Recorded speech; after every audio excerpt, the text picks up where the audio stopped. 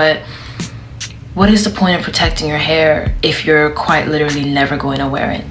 I'm curious, when did the natural hair police become constructed? People was calling me anti-black in the comments. Talking about lovely viewer, welcome back to Comfort for Life. Delighted to have you, amazing viewer. Comfort for Life Network, thank you so much for spreading my content. If you're new here, don't forget to subscribe to the channel. It's free of charge. For my returning subscribers, thank you so much for your comments, for your love, for your support. Thank you so much. You're the reason why I'm moving forward. In today's video, I'm bringing to you this video by this lady.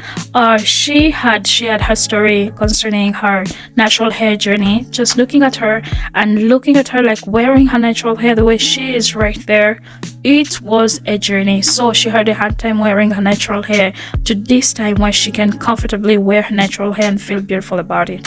So for those who are policing others concerning wearing natural hair, I just want to let you know that it's a journey. Allow people to go through the journey with their natural hair. Listen to the message yours. So this video is for black women only. So I was just scrolling through my For You page and I saw this girl and she made a video saying that you have to be some type of delusional as a woman that has bone straight hair to go and, you know, put on a lace front wig and start, you know, swooping the edges and the baby hairs and stuff. And I just wanted to respond to that video and kind of just say something. I know you guys are going to want to jump me at first, but just hear me out, let me explain, and you know, you'll kind of get what I have to say. We're all delusional. We're all delusional. Any woman that puts a wig on and walks around every single day with hair that is not yours every single day, you are delusional. And black women, we suffer from this the most. But the thing is, it's not our fault. It's not our fault because society has told us our hair is ugly, your hair is hard to maintain, you know, your hair, you shouldn't be allowed, this shouldn't be allowed in the workplace, to the point where it literally, there are laws against wearing our natural hair in certain spaces. And you can take it from me because I have 4C hair, as you can see, and my whole entire life I did braids. You know, my mom, she didn't really know how to, like, I'm sure like most of you guys' mom, she didn't know how to, like, you know, properly take care of my hair. So she kind of just kept it in braids. And then when I was like in middle school, after me begging her for years, she permed it. But for 23 years of my life, I wore braids. And then over the summer, I decided I didn't really want to wear a wig. I never was into wigs, but I tried it for like a little bit, because I just wanted to see. And the sad part about it is that I was rewarded much more when I, you know, for my appearance when I was wearing wigs. Now, I say all this to say that we lie to ourselves. And we kind of just participate in this shared delusion. And like I said, it's not our fault because we have legitimate reasons for feeling this way, unlike, you know, other races. You know, we actually have reasons. You know, 4C hair has never been celebrated. Every other type of hair type, whether it's 3B, 2B, 1A, whatever, even 4, you know what, it's much more celebrated than 4C hair. I get it. I totally get it. I'm not putting the blame on black women, of course. But for me, I got to a point where I was like, recently, where I was like, wait a minute, you know, I shouldn't feel ashamed to wear my natural hair. So I went natural for a little bit and my hair was dead. My hair was completely dead, like this, you know, this much, you know, and it was big. It was like this long, but it was dead. So I did a big chop. I did a big chop a few months ago and I started feeling bad. When I did the big chop, I cried. And that was when I realized that this is a mental illness. This is something that I did not realize how deep the problem was. So I say all this to say that we lie to ourselves. We know that people don't like our hair. We know that we don't like our hair. We know that, you know, if we're gonna get, you know, feel more attractive and get much more rewarded in society if we walk around with a pin straight wig. And then we say things to ourselves. We say, oh no, but I'm only doing this because it's just a protective style. It's a protective style. And this is the #1 thing that we throw around. It's a protective style, but what is the point of protecting your hair if you're quite literally never going to wear it? You know, I understand, by the way, you know, wearing your natural hair and then, you know, having it like for a little bit, having fun with a wig or having fun with braids. I'm not saying there's anything wrong with that. I'll do it too at times, you know, but if you quite literally never wear your natural hair, or you can't look at yourself in the mirror with your natural hair, that is not you just trying to protect it. It is the fact that you have to come to terms with you don't like your hair. And I hate my natural hair. I don't want to deal with it. I don't want to wash it. It takes too long. It's too thick. There's too much. It makes me feel ugly and insecure, and I wish I had a looser curl pattern. If you had asked teenage Jasmine how she felt about her natural hair, that is exactly what she would have said. Society does not treat Black women with 4C hair well at all. And honestly, if I had my hair out for longer than a certain period of time before getting a protective style, I would feel so ugly and insecure with my natural hair out, and I wouldn't want to go out and see anybody or do anything. And this was really difficult for me growing up. In middle school and early high school, I had a relaxer, and then during the natural hair movement, I had very short-lived confidence because I saw that the people at the forefront of the natural hair movement did not have the same hair texture as I did. There was a lot of tears and a lot of fighting with my hair and lots of insecurities, but I'm really happy to say that I've gotten to a place where I don't hate it anymore and I don't think it's ugly. However, I'm still a human being and I still have moments of insecurity, and I still have much to work on when it comes to loving my natural hair. But if you have the same hair texture as I do, please know that the hair that literally grows out of your scalp is absolutely beautiful and you should not hate it. I think it's really helpful to follow people that have the same hair texture as you and to see other people embrace it, because when you see other people loving their hair, it's really inspiring and should inspire you to love your hair as well. You are beautiful in your natural state, and don't let anyone tell you otherwise. And it's not your fault that you don't like your hair, but you need to fight. You need to fight within yourself, within your mental, you know, ideologies. With you have to fight what you've been told, what society has told you, to believe that your hair is beautiful.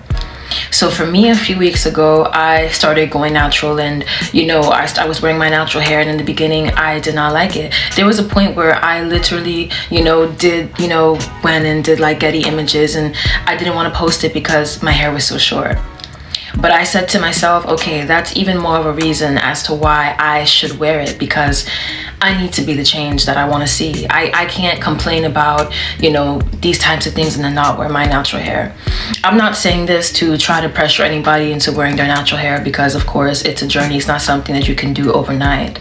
But I will say that a few weeks into me, wearing my natural hair, I now know that they lied to us. 4C hair is not hard to maintain. I understand that everybody's hair is different, but if you have not taken the proper time to be natural for long enough to learn what your hair needs, how to properly take care of your hair, you don't know whether your hair is hard to take care of or not, because you've never really done it. So for me, after being natural for a few weeks and learning what's good for my hair, how to take care of my hair, I can honestly tell you, I think that taking care of 4C hair is much easier, if anything, than any of the other hair types.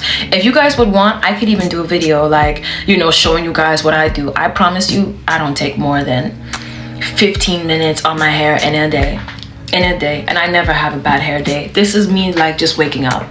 And I can tell you guys how to get those results, but if you guys want, let me know if you guys want it. But I'm just making this video to Black women because we shouldn't feel this way about our hair. We shouldn't feel like we can't wear our hair, and it's not our fault.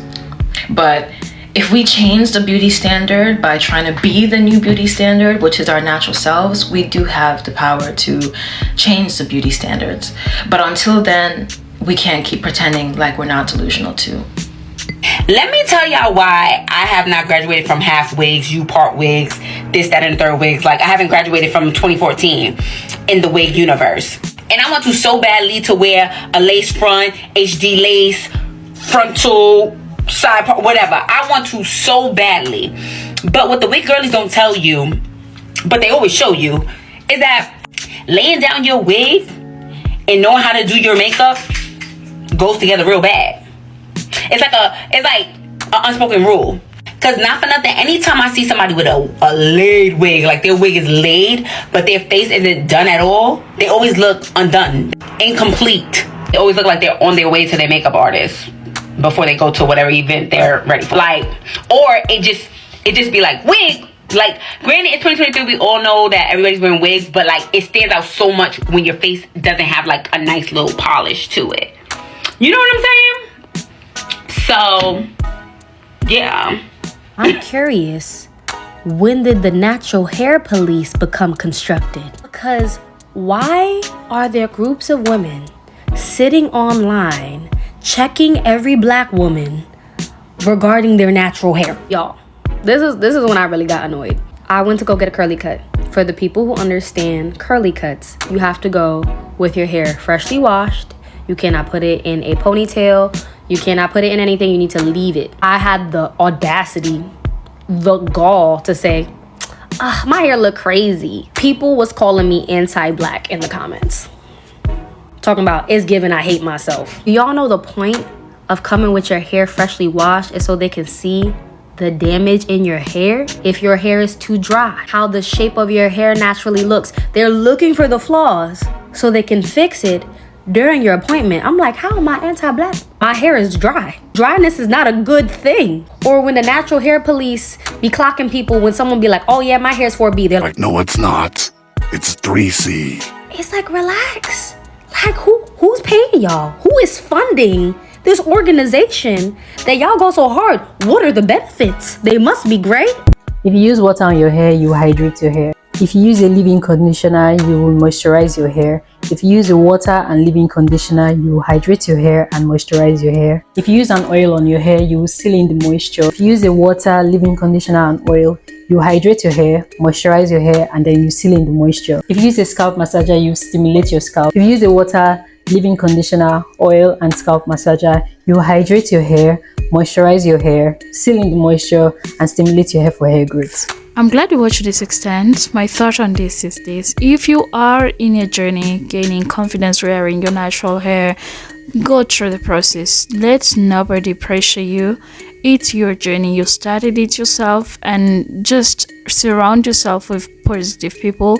And if sometimes you feel like, no, I'm not ready for this, just take your time, because it's a journey. It's a journey. And I just want to encourage you, of all the looks I've ever had, there's nothing that beats my natural hair look. Whenever I'm wearing my natural hair, I feel so beautiful. I look so beautiful. I look young first. I look beautiful. I look so authentic. I look just amazing, superb, natural. I don't know what to say, but that's it about this video, guys. I find this very intriguing, constructive, educative. I don't know what else I can say, but it was so wow. So that was it. So if you are protecting your hair, there must be a day that you at least go out there, feel the fresh air, let the fresh air penetrate through your scalp and enjoy the breeze.